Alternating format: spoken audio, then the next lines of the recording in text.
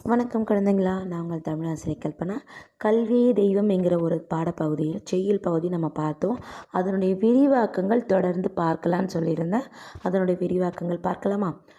பாரதி சுகுமாரன் அவர்கள் எழுதிய கல்வியே தெய்வம்.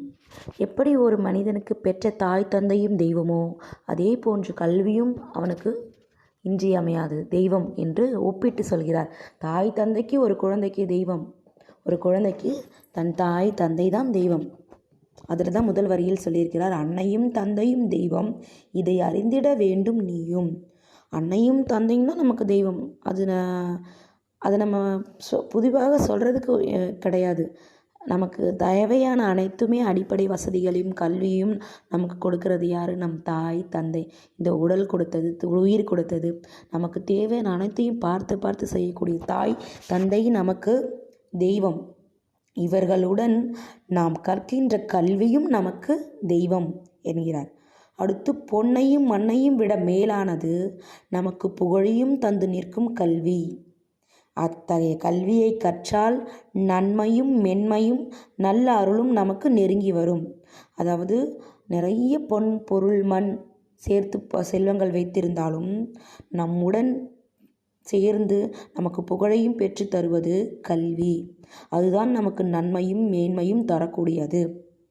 நமக்கு புகழும் நல்லருளும் நெருங்கி வருவதற்கு காரணம் என்ன? கல்வி. அதற்கான கல்வியை நாம் கற்றல் வேண்டும். முதல் வரியில் என்ன சொல்கிறார்? அன்னையும் தந்தையும் தெய்வம், அதையும் நீ அறிந்திட வேண்டும், இதை நீ அறிந்திட வேண்டும். அதே போன்றுதான் தாய் தந்தை நமக்கு தெய்வம் போன்றவர், கல்வியும் நமக்கு தெய்வமாகும். அடுத்து, கண்ணெனும் கல்வியும் இதை கருத்தினில் கொள்வாய் நீயும். கல்வியை குற்றம் நீங்க கற்றிட வேண்டும், ஆற்றலையும் நல்ல வளத்தையும் நாம் பெற வேண்டும்.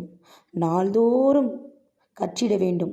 இன்னைக்கு மட்டும் படித்தால் போதுமா? வாழ்க்கை முழுவதும் கல்வி கரையினிலே கற்பவர் நாள் சில என்று சொல்வார்கள், தெரியுங்களா? கல்வி கரையில் கற்பவர் நாள் சில. கல்வியானது இந்த வயதுக்குரியவங்க தான் படிக்கணும், இந்த வயதுக்கு மேலே படிக்கக்கூடாது நீ கட்டாயம் கிடையாது. யார் வேணாலும் படிச்சுக்கிட்டே இருக்கலாம்.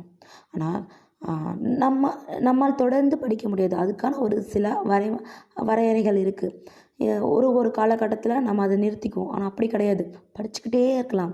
நம் வாழ்நாள் முழுவதும் நமக்கு தேவையானவற்றை தேடி தேடி தேடி நம் அறிவை நம்மால் நூல்கள் பல படித்து நம் திறனை வளர்த்து கொள்ளலாம்.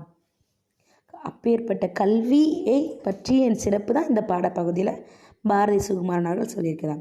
நாள்தோறும் கற்றிட வேண்டும். இன்றைக்கி படித்த போதும் நாளைக்கு படிக்க வேண்டாம், அப்படி கிடையாது. நாள்தோறும் படிக்கணும், தினமும் படிக்கணும், படிச்சுக்கிட்டே இருக்கணும். நிறைய நூல்களை கற்று தேர்ந்த அறிவனாக இருக்கணும் அப்படின்னு சொல்கிறாங்க. ஆற்றலையும் நல்ல வளத்தையும் நாம் பெற வேண்டும்.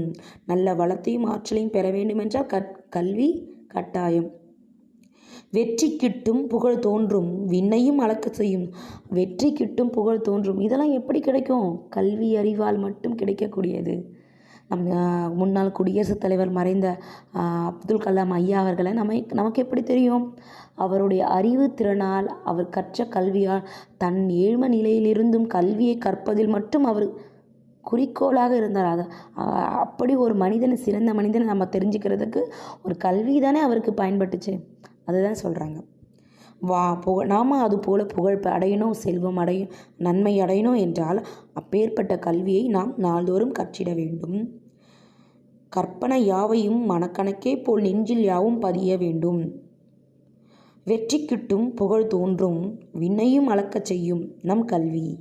நம்மை விடியலாய் எழ செய்யும், நம்மிடத்தில் வலிமையும் சேர்க்கும், மனதில் தெளிந்த நல்ல அறிவையும் கொடுக்கும். இது தவறு, இது சரி என்று பகுத்தறியக்கூடிய அறிவை நமக்கு கொடுக்கக்கூடியது கல்வியே. பேர்பட்ட கல்விதான் நமக்கு தெய்வம் போன்றது என்று பாரதி சுகுமாரன் இந்த பாடல் மூலமா சொல்லியிருக்கிறார். மீண்டும் அடுத்த பகுதியில் சந்திக்கலாம். நன்றி.